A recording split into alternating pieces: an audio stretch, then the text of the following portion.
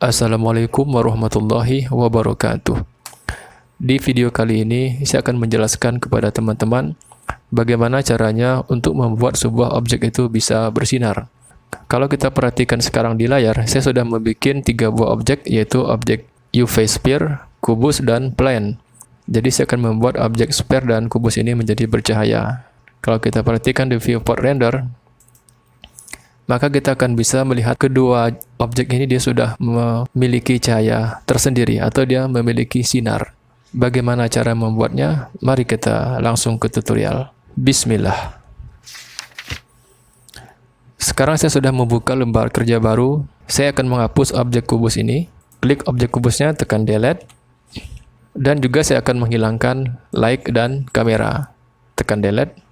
Kemudian saya akan menambahkan sebuah objek UV sphere. Shift A, kemudian pilih UV sphere, kemudian klik kanan dan pilih Start Smooth, kemudian saya aktifkan Tool Move, saya pindahkan ke atas, kemudian saya akan klik objek sphere ini di bagian Material Properties, berikan material baru, pilih New, di bagian surface-nya silakan diganti menjadi Emission, color-nya akan saya ganti menjadi warna kuning-kuningan, kemudian di bagian strength-nya ini akan saya ubah menjadi 5. Enter. Kemudian di bagian World Properties, saya akan ubah menjadi colornya berwarna hitam. Dan kita akan coba lihat hasilnya di viewport render. Silakan klik viewport render. Kemudian saya akan juga menghilangkan overlay-nya, show overlay, sehingga tersisa hanyalah objek sphere saja. Dan kalau kita perhatikan ini objeknya masih belum bercahaya. Nah, untuk membuatnya bisa bercahaya, di bagian render properties, aktifkan bloom dan screen space reflection. Nah, sampai di sini kita sudah berhasil membuat sebuah objek itu bercahaya. Hanya saja, apabila saya menambahkan sebuah objek baru seperti sebuah plane umpamanya, saya akan kembali aktifkan solid mode, kemudian aktifkan show overlay, saya tambahkan sebuah objek plane, saya edit, tekan A, tekan S, perbesar skalanya, kembali ke objek mode. Nah, apabila kita kembali klik viewport rendernya, maka objek sphere ini pengaruhnya hanya sedikit terhadap benda yang ada di sekelilingnya. Saat ini saya menggunakan render if. Nah, bagaimana kalau kita ganti dengan render cycle? Sekarang saya akan mengganti render engine-nya menjadi render cycle. Di render cycle, maka cahayanya akan bisa menerangi keadaan di sekelilingnya, berbeda dengan tadi kita gunakan render if. Namun ada caranya supaya di render if kita bisa membuat cahayanya itu bisa memancar seperti yang terjadi di render cycle. Untuk melihat kesamaan di render if dan render cycle, maka saya akan membuat satu buah objek baru. Objek ini akan saya hapus. Saya akan gunakan objek kubus ini, saya akan edit objek kubus ini sehingga dia akan menyerupai suatu bentuk.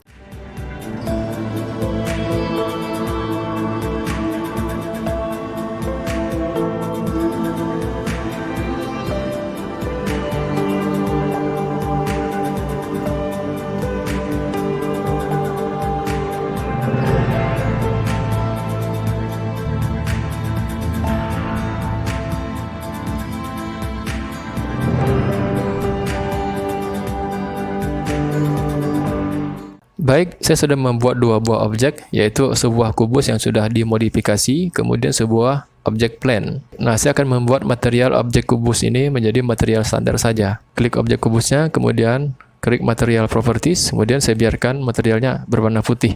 Kemudian untuk objek plane, saya akan berikan dia material emission, klik new, kemudian ubah menjadi emission. Colornya saya rubah menjadi biru. Kemudian strength-nya saya bikin 3. Kemudian klik render properties. Di sini saya menggunakan if, kemudian aktifkan bloom dan screen space reflection. Kemudian saya akan masuk ke menu world properties, saya ubah background-nya menjadi warna hitam. Dan saya akan klik kembali viewport render.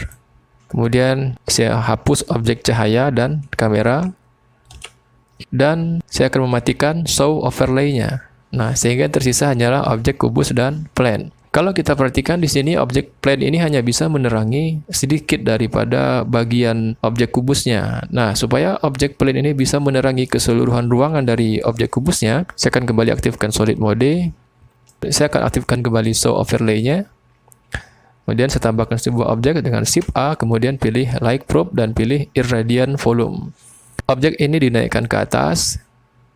Kemudian di skala, tekan S, tekan Y. Sesuaikan dengan besar bentuk dari kubus yang ada di dalamnya. Pastikan objek irradiance volume ini dia menutupi objek kubus dan plane. Kemudian saya skala lagi searah sumbu Z, tekan S, tekan Z. Saya sesuaikan sedikit, diatur supaya dia lebih tepat. Kemudian apabila kita kembali klik viewport render, masih belum terlihat cahaya plane ini bisa menerangi. Nah, caranya biar supaya plane ini bisa menerangi seluruh bagian kotak ini, saya matikan dulu show overlay-nya. Klik kembali render properties. Kemudian di bagian indirect lighting, klik back indirect lighting. Nah, sekarang kalau kita perhatikan objek plane ini, dia cahayanya sudah bisa menerangi seluruh bagian di dalam objek kubus ini. Hanya saja apabila objek plane ini kita geser ke kiri, maka cahayanya tidak akan berubah. Artinya cahayanya tidak update secara otomatis. Berbeda halnya apabila kita menggunakan render cycle. Untuk menghapus cahaya yang sudah dibikin, teman-teman silakan klik delete lighting cache. Saya akan ganti render engine ini menjadi cycle. Di render cycle kita tidak membutuhkan objek yang lainnya, karena di render cycle secara otomatis apabila kita membuat sebuah objek itu surface-nya adalah emission, maka cahayanya akan otomatis bisa menerangi bagian yang ada di sekitarnya. Kemudian di render cycle sendiri kita bisa mengubah arah cahaya ini menjadi ke kiri atau ke kanan, dan kita ingin cahayanya ini hanya menerangi satu sisi saja dari objek kubus ini. Nah, caranya adalah kita klik tab shading, zoom sedikit objek ini, kemudian kita aktifkan viewport render. Di bagian node editor yang ada di bawah ini, di sini sudah ada dua node, yaitu emission dan material output. Saya akan menambahkan sebuah node dengan Shift A, kemudian set, ketikkan geometry, letakkan di atas. Kemudian geser node material outputnya ke kanan sedikit. Saya akan tambahkan lagi satu buah node, Shift A, kemudian set, ketikkan make shader. Letakkan di antara emission dan material output. Maka secara otomatis make shader ini akan terhubung. Kemudian di bagian back facing-nya, silakan hubungkan ke bagian fog. Maka secara otomatis cahayanya hanya bisa menerangi satu sisi dari kubus ini. Nah, ini kan hanya satu sisi sebelah kanan. Bagaimana kalau kita ingin menerangi sisi yang di sebelah kiri? Caranya adalah klik object plane, kemudian masuk ke edit mode, tekan tombol Shift N secara bersamaan, maka akan muncul di bawahnya recalculate normal.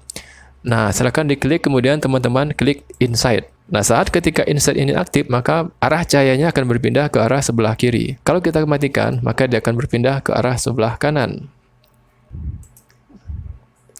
Nah, teman-teman tinggal mengaturnya di bagian bawah sini. Apabila ingin arahnya ke kanan, maka silakan dimatikan centang insert ini. Kemudian apabila mengarah sebelah kiri, silakan diaktifkan.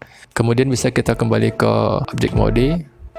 Baik, demikianlah video saya tentang bagaimana cara membuat sebuah objek itu bisa bercahaya. Mudah-mudahan bermanfaat. Sampai jumpa di video selanjutnya. Wassalamualaikum warahmatullahi wabarakatuh.